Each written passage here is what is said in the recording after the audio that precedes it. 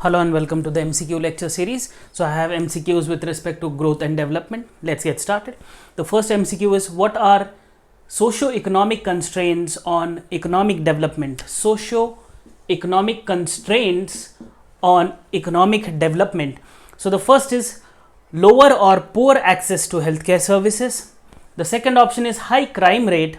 The third option is discrimination based on caste, religion, creed and gender.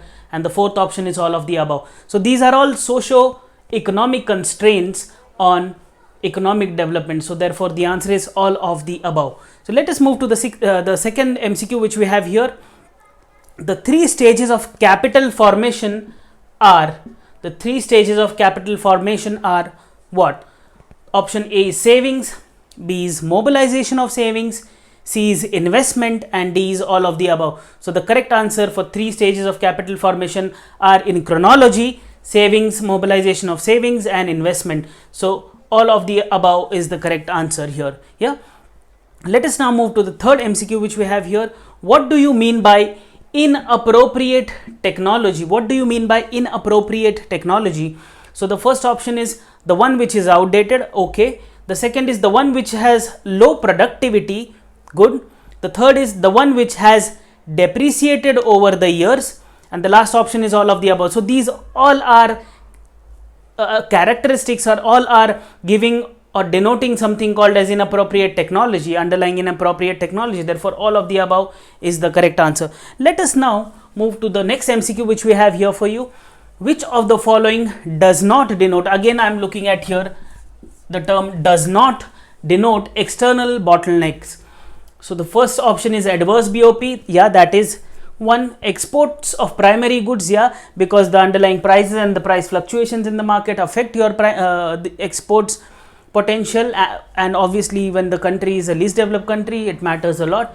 Then we have fluctuations in prices as well as demand, and then stable economic conditions. So does not denote external bottleneck is a stable economic condition.